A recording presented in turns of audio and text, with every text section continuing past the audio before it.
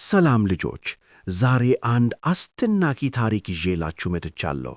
እስቲ አስቡት፣ በአንድ ትልቅ ሰራዊት ፊት ቆማችሁ ግዙፍ ግንቦችን ማፍረስ፣ ወንዞችን መክፈል፣ አልፎ ተርፎም ፀሐይን በትእዛዝ ማቆም ቢኖርባችሁ ምን ታደርጋላችሁ?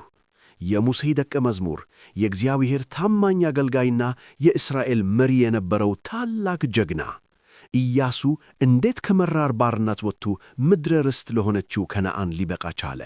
ለእኛስ ለታዳጊዎች ከእርሱ የምንማረው የድፍረት ምስጢር ምንድን ነው? አብራችሁን ቆዩ።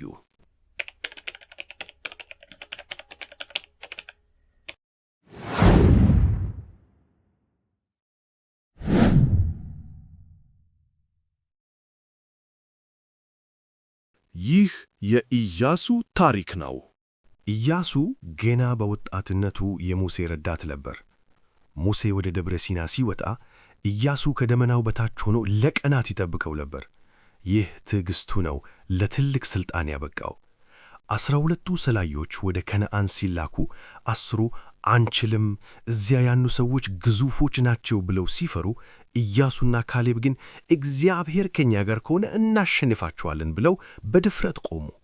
ሙሴ ካረፈ በኋላ እግዚአብሔር ለኢያሱ እንዲህ አለው፣ ባሪያዬ ሙሴ ሞቷል። አሁን እንግዲህ ተነሣ፣ እንደ ሙሴ ካንተ ጋር እሆናለሁ፣ አልተውህም፣ አልጥልህም።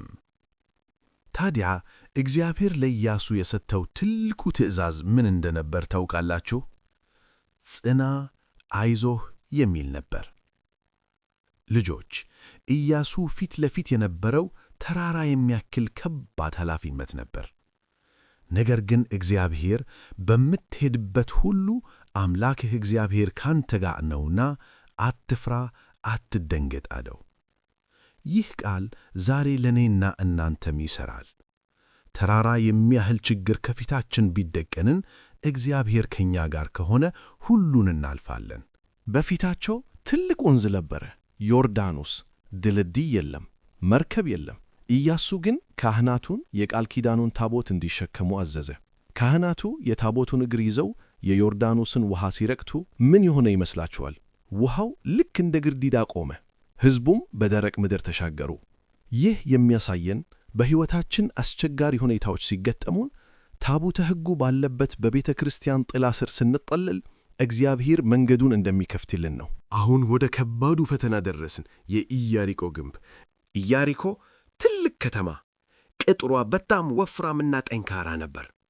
እግዚአብሔር ለኢያሱ የሰጠው ስልት ግን እንግዳ ነበር። ለ6 ቀን ከተማዋን አንዳንድ ጊዜ ዙሩ፣ በሰባተኛው ቀን ግን 7 ጊዜ ዙሩ አለው። በሰባተኛው ቀን ካህናቱ ቀንደ መለከቱን ሲነፉ፣ ሕዝቡም በታላቅ ድምፅ ሃሌሉያ ብሎ ሲጮኹ፣ ያ የማይደፈረው የኢያሪኮ ቅጥር እንደ አሸዋ ተደረመሰ። በሰይፍ ሳይሆን በእምነትና በምስጋና ድል ተገኘ። ተአምሩ በዚህ አላበቃም። በአንድ ወቅት ጦርነት ላይ እያሉ ጠላቶቻቸውን አሸንፈው እስኪጨርሱ ድረስ መሸባቸው። ኢያሱም ወደ ሰማይ ተመልክቶ በድፍረት ጸለየ። ፀሐይ ሆይ ትቆሚ ዘንድ አዝሻለሁ አለ።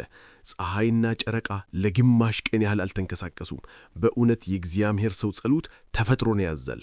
ኢያሱ ዕድሜው በገፋ ጊዜ ሕዝቡን ሰብስቦ እንዲህ አላቸው፣ ዛሬ የምታመልኩትን ምረጡ፣ እኔና ቤቴ ግን እግዚአብሔርን እናመልካለን። ይህ ለሁላችንም ትልቅ ጥያቄ ነው። በዚህ በዘመናዊው ዓለም ውስጥ እኛ ማንን ነው የምንመርጠው? ልጆች፣ ከኢያሱ ታሪክ የምንማረው 3 ነገሮችን ነው። አንደኛ፣ ታማኝነት። ለቤተ ክርስቲያናችሁና ለትምህርታችሁ ታማኝ ሆኑ። ሁለተኛ፣ ድፍረት። እግዚአብሔር ከእኛ ጋር ከሆነ የሚከብደን ነገር የለም።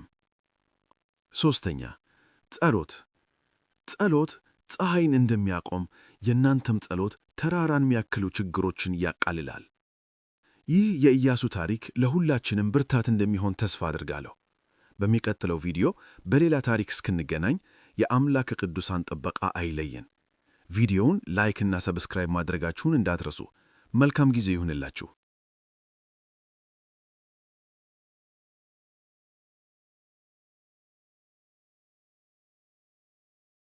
አቤት ያንተ ሥራ እጹብ ያንተ ሥራ አቤት ያንተ ሥራ አያልቅም ቢወራ